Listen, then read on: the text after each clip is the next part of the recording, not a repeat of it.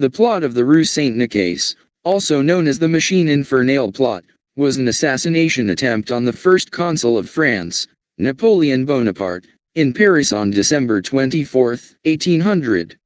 It followed the conspiration de poignards of October 10, 1800 and was one of many Royalist and Catholic plots. Though Napoleon and his wife Joséphine narrowly escaped the attempt, 5 people were killed and 26 others were injured. The name of the machine infernale, the infernal device, was in reference to an episode during the 16th century revolt against Spanish rule in Flanders.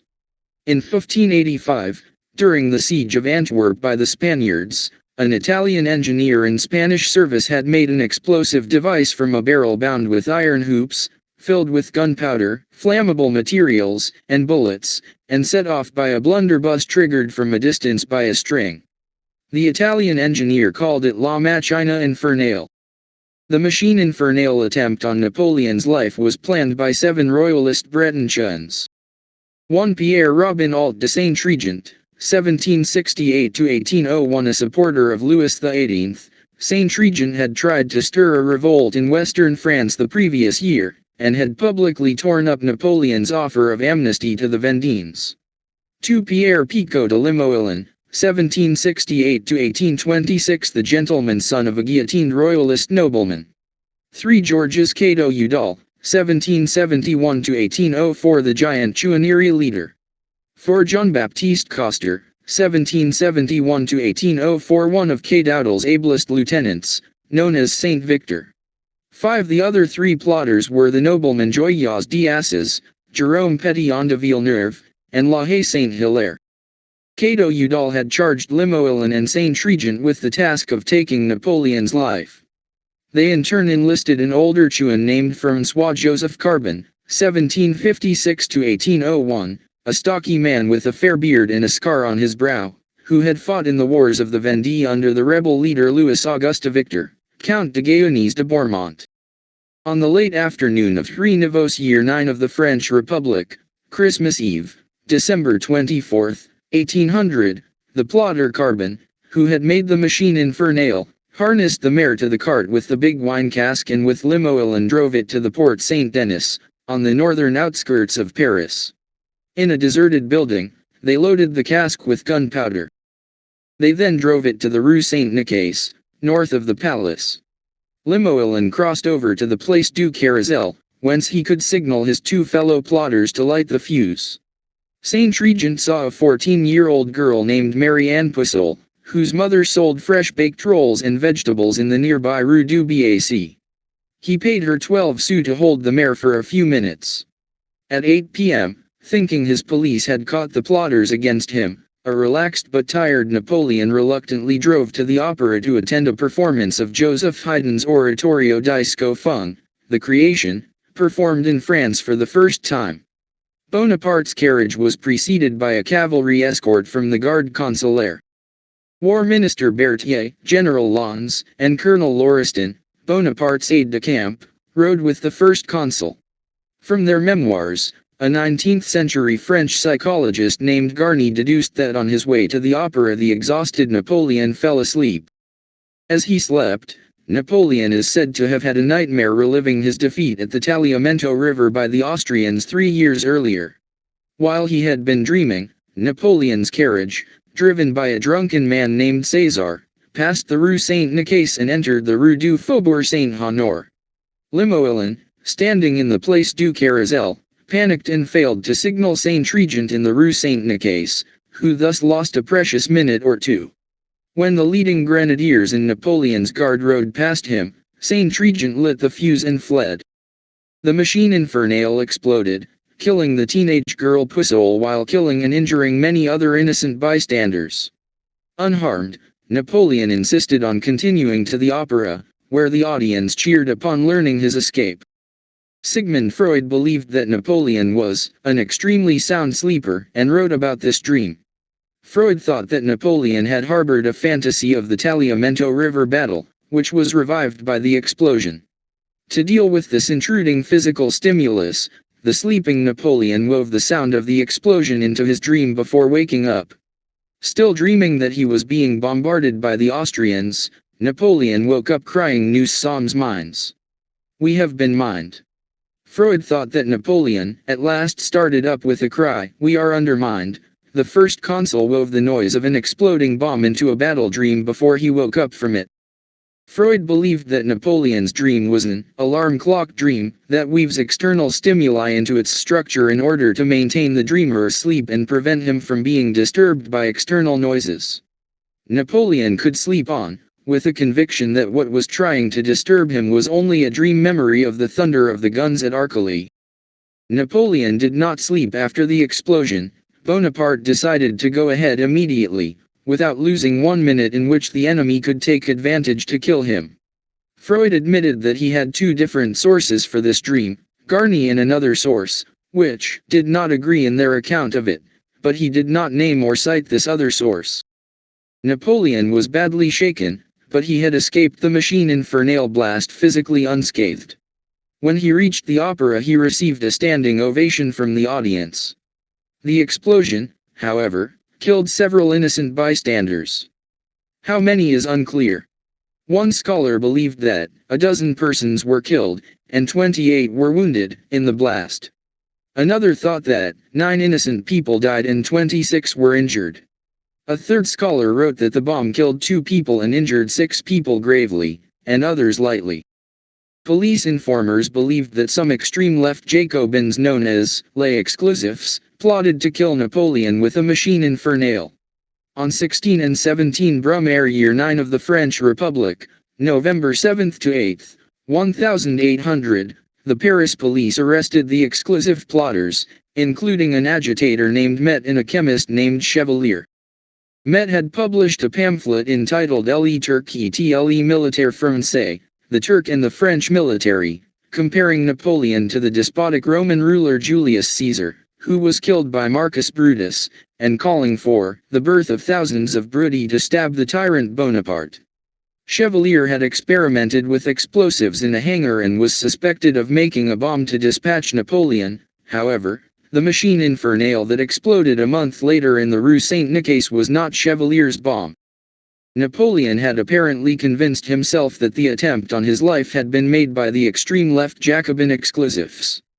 Fouché accused the Chouans, but Bonaparte would not listen. He was deeply shocked and very angry. He believed that he had done wonders for France and that his would-be assassins were ungrateful. An enraged Napoleon told his Conseil d'État, "For such an atrocious crime we must have vengeance like a thunderbolt.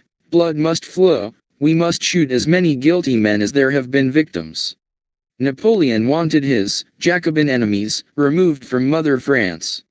Even after the real culprits were apprehended by Fouché's police, Napoleon refused to pardon the innocent ones, insisting that they be deported from France. On 14 Nivose year 9 of the French Republic, January 4, 1801, First Consul Bonaparte and his 2 colleagues Cambycheres and Lebrun exiled 130 Jacobins from France.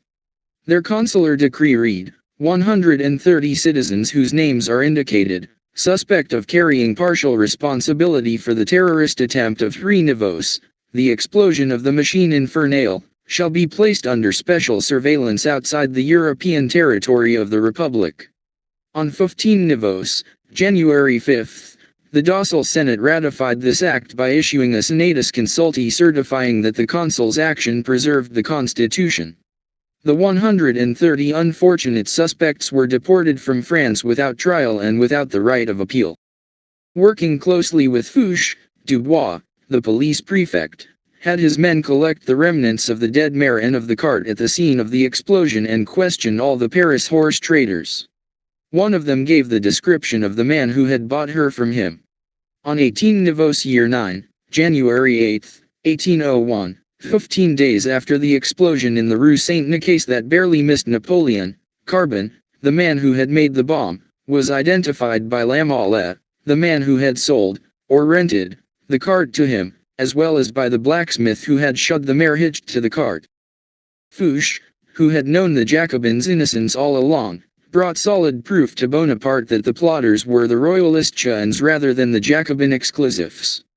Fouché showed Bonaparte the evidence that the bomb made by the exclusive Chevalier, whom Dubois police had accused of having made the machine infernale, was quite different from the bomb that had exploded in the rue Saint-Nicaise. The police minister, who had plotted with Talleyrand and Clement de Ris to replace Bonaparte, appeared eager to prove his loyalty to the First Consul. Fouché wanted to prove that it was the Royalist gens, not the Republican exclusives, as Napoleon had thought, who had tried to murder his boss. But the First Consul would not listen to his police minister, vowing vengeance against the Jacobins. On 19 Nivose, January 9, the four conspirators de poignards, the Jacobins, Giuseppe Serache, Joseph-Antoine Arena, François Topino-Lebrun, and Dominique de Merville, were found guilty of plotting to murder the First Consul and condemned to death. Their desperate protestations of innocence and of being tortured into confessing went unheeded. Napoleon, who had been a fervent Jacobin himself, now turned against his former allies. He still insisted that the Jacobin exclusives had tried to kill him. A royalist attempt would upset his policy of fusion. He refused to believe that a Jacobin attempt suited him, as conforming to his system of the moment. On 21 Nivose year 9 of the French Republic, January 11, 1801, the unfortunate chemist Chevalier, who had not made the machine infernale, was executed by order of First Consul Bonaparte. On 28 Nivose, January 18, the chewing bomb maker Carbon was arrested. Under torture he gave the names of his fellow plotters, Limoilin and Saint-Regent.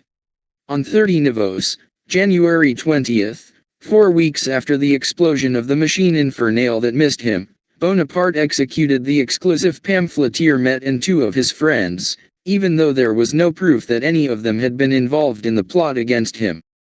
On 1 Pluviose year 9 of the French Republic, January 21, 1801, Napoleon named the 44-year-old scientist Jean-Antoine Claude Chaptal de Chanteloup to the post of France's interior minister. On January 25, Carbon's fellow chewing plotter, Saint-Regent, was arrested by Napoleon's police. One scholar thought that Saint-Regent escaped to the United States and, the least the would-be assassin could do, became a priest. In fact, Saint-Regent was executed on 30 Germinal, April 20, at the Place de Grève in Paris, where the regicide Robert François Damiens had been savagely executed in 1757, and the man who escaped to the U.S. was his fellow conspirator, Limoilin. He had expressed feeling guilt about the death of the girl, Mary Anne Pucelle, who had held the horse hitched to the cart. Limoilin was ordained a priest in 1812, and died in 1826. In reaction to the attempt on Napoleon's life, 130 prominent Jacobins had been exiled.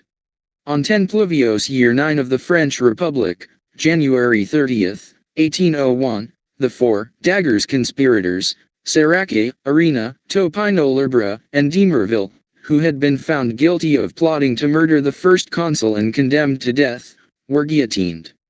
Bonaparte had got rid of his remaining Jacobin enemies. Their deaths, however, did not spell an end to plots against Napoleon. The Royalists were still after him, and he saw plotters everywhere, especially in Corsica. The political journalist Roederer claimed that Napoleon told him, "If I die in 4 or 5 years, the clock will be wound up and will run. If I die before then, I don't know what will happen." One biographer, however, believed that so many Frenchmen needed Bonaparte and feared for his life that their fear made it possible for him to become emperor of the French within 3 years. The attack of the rue Saint-Nicaise was written by G. Lenaitre, a historian who wrote mainly about the French Revolution and the Reign of Terror. The rue Saint-Nicaise attack provides the backdrop of For the King, a 2010 historical novel by Catherine Dellers Fr. The rue Saint-Nicaise attack was the background of a mission in Ubisoft's Assassin's Creed Unity. In the mission, the assassins helped stop the radicals from setting off the device and eliminated gunners that aimed to eliminate Napoleon. François-Joseph Carbon appears as the main plotter behind the assassination attempt, and is eliminated by the assassins shortly after saving Napoleon from Carbon's men.